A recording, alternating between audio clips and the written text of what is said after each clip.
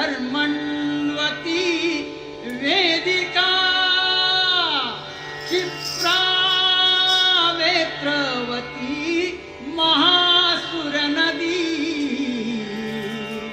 ख्याता चया गण्डकी अम्बा अष्टभुजा त्रिलोकजननी देवी कुल स्वामिनी आली लग्न घरा निवास करण्या आवाहना ऐकुनी हातात तीच उभी मुठीत मिटल्या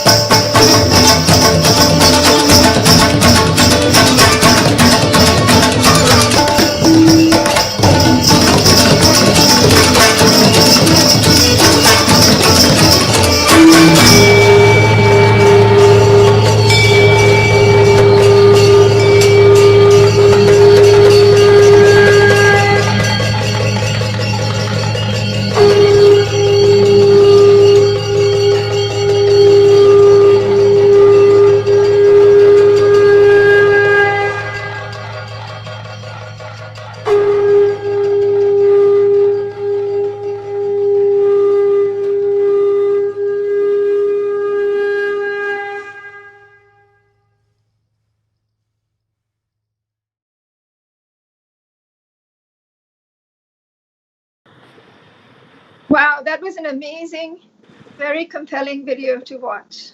Thank you, Masma, for sharing that with us. Thank you so much. Um, I would like to ask both of you, you and Mayati, you grew up in India, you studied all these different things, Sanskrit, art, uh, Bharatanatyam, or whatever other dance forms you studied.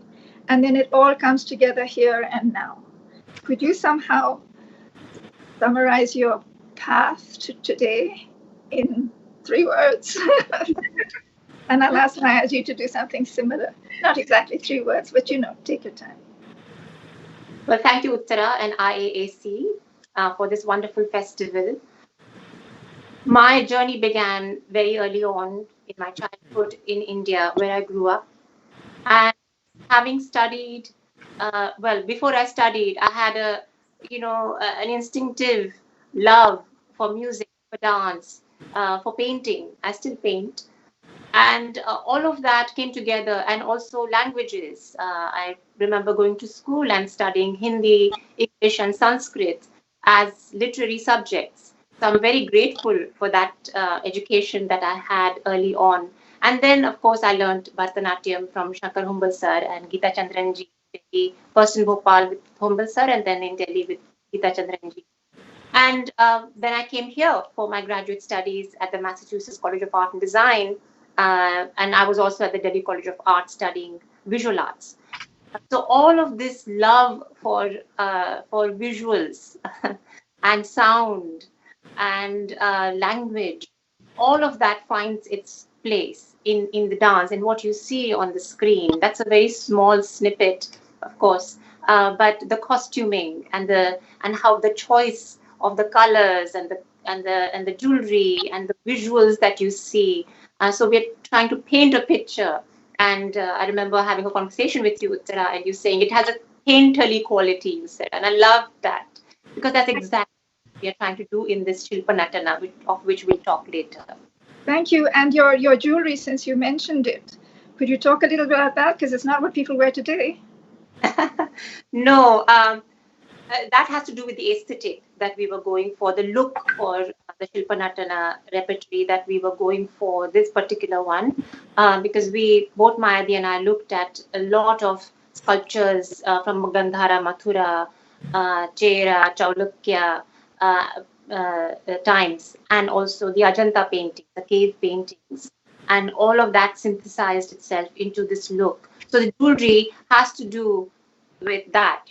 It falls in accordance to that particular look that we That's were going. very interesting. Thank you so much. Mayaji, now it's your turn to tell us a little bit about how you ended up today, from beginning to today. Well, very shortly, early life, three streams of things came together with me. One was music. Music was very, very important in my family. Hindustani classical music, and my brother was taking lessons from, the Gharana. Right now, but he was very, he was. I heard music and I also learned a little bit, but mostly dance. So dance, music, and my father was a very important influence in that he was, he was a Sanskrit scholar, and he was very fond of, insisted on teaching me all the plays, Sanskrit plays, especially Kalidasa's and his Akhanda Kavya, the Kumara Sambhavam, and the Raghuvamsha, etc. So I grew up with this. And as I progressed in dance, and I had wonderful gurus. I mean, I just was lucky to have these great gurus who freely gave me of them their repertoire. And for me, all these things came together to create what I would call the margam, in a somewhat different way that my imagination would always go in terms of the Sanskritic poetic illusions and imagery, rather than the one that is sort of set in the Tamil Nadu and in the Bharatanatyam set, kind of set that we find. Nonetheless, so when I was creating my own, working on my own self and performing, I was drawing on this poetry to create padams, to create songs or lyrics to perform on them. Great. But lately, wanted to break away from that and also develop something new, which had been brewing in my mind, and I wanted to give it a shape and a form. And I could not have found somebody better than Mesma to be able to do that because her body is so eloquent. All right. Uh, Agree. yes. So it is able to therefore translate my thoughts and my imagination and my sancharis, as we call them, in living things. That is a very different quality of a dancer than to simply narrate. Absolutely. Very different. Yes. So Do you I want to think just give that's an example of that process of your working with Mesmer on an image or a little part of the narration and how you both yeah. worked it out? Yes, for Yeah. example, in the dance, the Ardhana, in the Sayankale is a well-known shloka.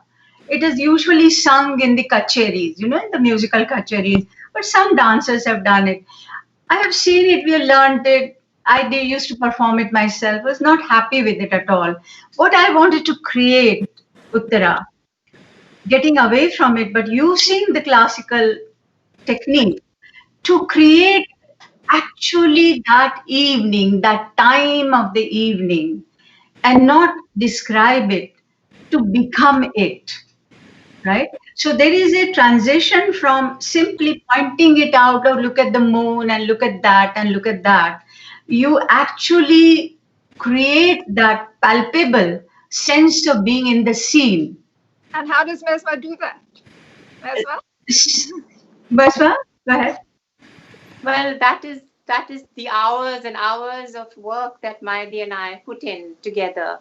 But I'll tell you that for every instruction that she gives me, she'll tell me, move this way or move that way. It'll look better on you. Uh, then I have to go back in the studio and work for hours and try to make it my own. Uh, for example, uh, in each is both the Ardhanarishwar piece you saw. There's a sequence of the Nandi, that the Nandi of Shiva. It's going about before the wedding sequence happens. Now in conventional way, we show the Nandi and then we show Shiva riding the Nandi on the top.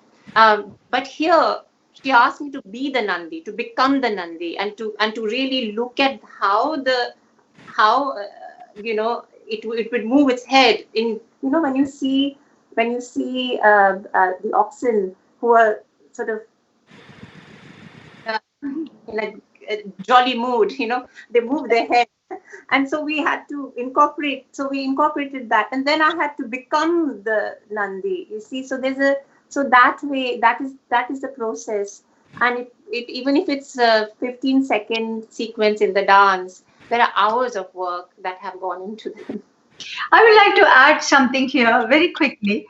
The Nandi, the Shiva is surrounded by Bhutaganas, all his followers that are goblins and strange creatures. So instead of describing them that way, which is what is usually done in the Margam, I wanted to bring a sense of humor in it. And so the Nandi kind of is his way of walking and is shaking the tail, all right, creates kind of a different sense about what you actually see the scene. So all the Bhairavas and the goblins and so on. So she had to work at it to bring that humor, bring that kind of little sense of lightness, of the moment into the whole scene. So this is a different way of doing Bharatanatyam than doing Bharatanatyam way we do it. Definitely, definitely. Another moment that stuck out in my memory, still sticks out in my memory, is a moment in the second piece, the Ardhanareshwar, where you have Shiva and Parvati, right? And Mesma sits down in a grand plie, and one Yes. hip sort of juts out a little bit, and suddenly I see Parvati sitting on Shiva's knee. And I'm going, oh yeah, this is the scene from the wedding, and the two of them are very amorous. And then Mesmer stands up, and I see Mesmer. It's really amazing. It's quite beautiful and quite transcendent. So I wanted you both to address this thing about each is other and one is all that you have in both the pieces. Mashma, you want to go first? Really beautiful. Very My beautiful. challenges me, so she wants me to take up the challenging question first. No, no, not challenging. It can't be challenging. You've accomplished this already. You've already gone beyond all this. Well, that entire dance in force on the Vedic Sukta, the Nasadiya Suktam, and in which it doesn't talk about Shiva Parvati. It talks about it asks a grand, profound question about where did it all come from? You know, where did life begin? Where did the universe emerge out of? Uh, and then it goes on to asking at the end another question: did it happen this way or did it not happen this way? So, so we found parallels between the Nasadiya Suktam and the image of Ardhanari Nateshwara. And it is in that image that, you know, we usually show the right Shiva and the left Parvati. But we wanted to also again break away from that and to explore what is it like for the two of them to be together in a visual sense, in the sense that we see in sculptures, in paintings. You know, what is it like? And usually you will see that, you know, she's sitting on his lap and he has his arm around her, and she's, you know, she's either looking at him or she's looking straight. Either way, she is near him. And so from that visual we created that movement, or where, like what you were saying, he invites her to sit on his lap. Yeah, and that's where I mean, that's usually not how the wedding ceremony takes place in India. But that is such a beautiful visual, you know, and we were going for that, that they are each other, but they're not at the same time. So this tension that you see in the dance, where suddenly it breaks out into a vigorous movement, and suddenly it's a gentle coming together. I mean, that fluctuating rhythm of the visual was what was important to us. Wonderful. Thank you. The